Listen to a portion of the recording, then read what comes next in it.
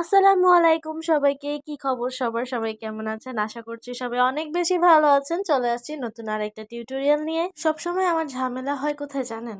আঙুলের ডিজাইন দিতে নিয়ে।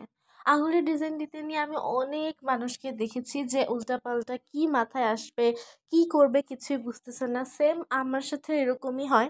আমি কিছুই বুঝি না আমি কি দিব। তারপর অ্যাজ ইউজুয়াল আমি যেই ডিজাইনগুলো র্যান্ডম ইউজ করি সেগুলোই অনেক সময় দেওয়া হয়ে যায়। আর আজকে আমি যে ডিজাইনটা করছি সেই ডিজাইনটা আমি অনেক দিন পর ট্রাই করছি, মানে প্রায় 2 বছরের মতো হয়ে যাবে আমি এরকম একটা ডিজাইন ট্রাই করলাম। তো আজকে যে ডিজাইনটা করছি সেখানে আমার মূল থিমে রয়েছে হচ্ছে পদ্ম। লোটাস বা পদ্ম আমাদের সবারই কিন্তু কম বেশি অনেক বেশি পছন্দ। আবার দেখা যায় যে অনেক আপুরাই আছেন যারা লোটাস ট্রাই করতে চান কিন্তু পারছেন না, তো তাই আপনারা এইভাবে লোটাসগুলো ট্রাই করতে পারেন।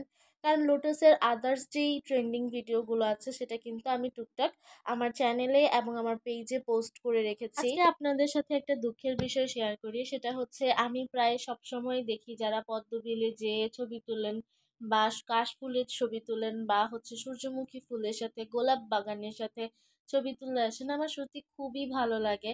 এবং প্রায় সময় আমি নিজেও চিন্তা করি যে আমি যাব, কিন্তু কোনো না কোনো কারণে আমার সেখানে আর যেয়ে ওঠা হয় না। আর আমি একবারই কাশফুল দেখতে গিয়েছিলাম, তাও আবার সন্ধ্যা হয়ে গিয়েছিল। তো সবকিছু মিলিয়ে আর এরপরে কখনো প্ল্যানই করা হয়নি। যাই হোক, সেটা হচ্ছে একটা ব্যাকগ্রাউন্ড স্টোরি যেটা আপনাদের সাথে শেয়ার করলাম, হয়তোবা কোনো একদিন যেতে পারবো ইনশাল্লাহ। তো আমি আপনাদেরকে আরো একটা জিনিস বলে দিই, সেটা হচ্ছে আমি কিন্তু বর্ডার করা বা বোল্ড করাটা এখানে দেখাইনি। এর একটা রিজন হচ্ছে আপনারা সবাই এই জিনিসটা জানেন, বেসিক এই জিনিসগুলো, কিন্তু অনেকেই আছেন সেই জিনিসগুলো সম্পর্কে ধারণা নিতে চান বা একদম বিগিনার। তারা যদি জানতে চান তাহলে আমাকে কমেন্ট করতে পারেন বা ইনবক্স করতে পারেন, আমি সেই সম্পর্কিত ভিডিও আপলোড করে দিব। আজকের এই ডিজাইনটা করতে আমার অনেক বেশি ভালো লেগেছে এবং আমি আমার আজকের এই ডিজাইনটাতে আফিয়া সিনা একটা পেজের মেহেদি ব্যবহার করেছি। পেজটাকে ট্যাগ করে দিব, আপনারা সেই পেজটাতে ঘুরে আসতে পারেন।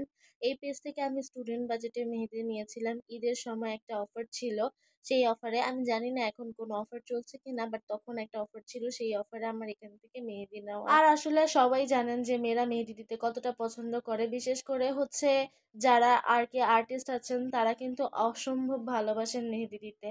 তো সেই ক্ষেত্রে আমার এত বেশি মেহেদি হয়ে গেছে ডিপ ফ্রিজে যে আমার আম্মু জিনিস রাখার জায়গাই পাচ্ছে না।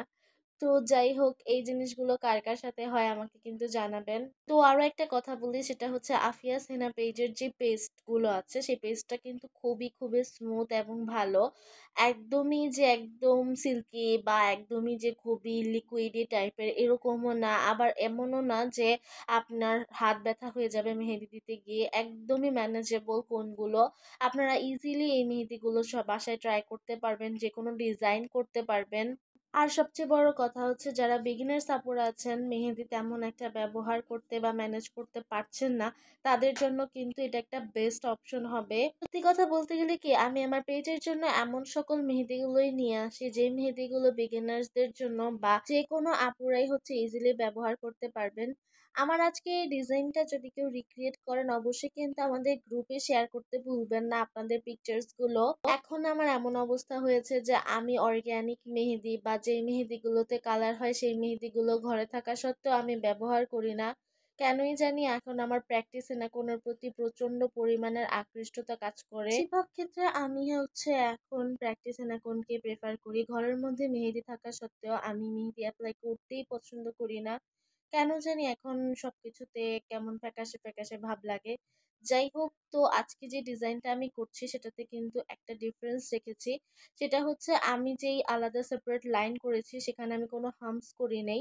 সেখানে আপনারা চাইলে হামস করতে পারেন এবং এটা সম্পূর্ণ নিজের ইচ্ছা। আমি আর কি আজকে চেয়েছি একটু ব্যতিক্রম ভাবে ডিজাইনটা করতে, তো সেক্ষেত্রে আমি হচ্ছে এখানে কোনো হামস করি নেই। আর একটা জিনিস আমি যেটা করেছি সেটা হচ্ছে আমি যে ফিঙ্গার ক্যাপ করেছি সেটা কিন্তু খুবই কম পরিমাণের ছিল। আপনারা চাই হামসের পরে আমি যেই লিভস করেছি সেই লিভসটা কিন্তু রিমুভ করতে বা স্কিপ করতে, তাহলে কিন্তু ক্যাপটা একটু বড় করতে পারবেন ফিঙ্গার ক্যাপের ক্ষেত্রে।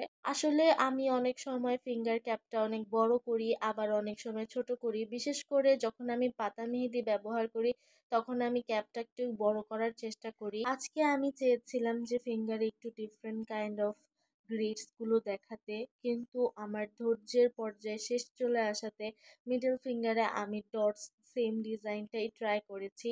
For this reason I am really really sorry. কিন্তু আমার হচ্ছে খুবই ধৈর্য কমে গেছে এখন।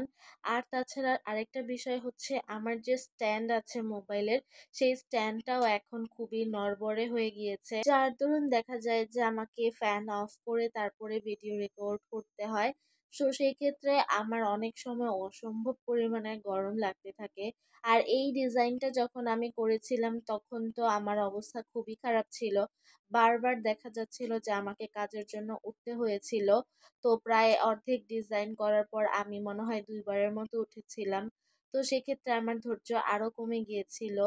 তো তারপরও আমি চেষ্টা করেছি আপনাদের জন্য বিভিন্ন গ্রিডসের মাধ্যমে এই ফিঙ্গার ডিজাইনটাকে কমপ্লিট করতে, যাতে যে কোনো ডিজাইন বা যে কোনো গ্রিডস আপনাদের কাছে একটু ইজি হয়।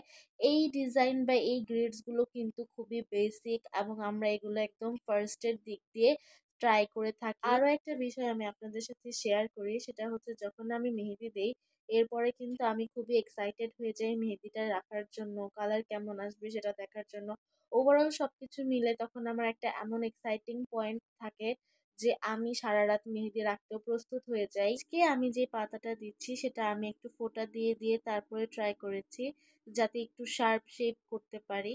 যাই হোক, আজকের এই ভিডিওটা আপনাদের সবার কাছে কেমন লেগেছে সবাই জানাতে একদমই ভুলবেন না। যারা আমাদের পেজে নতুন আছেন তারা আমাদের পেজটাকে ফলো করে রাখবেন, এবং ভিডিওটিতে অবশ্যই লাইক করবেন, শেয়ার করবেন।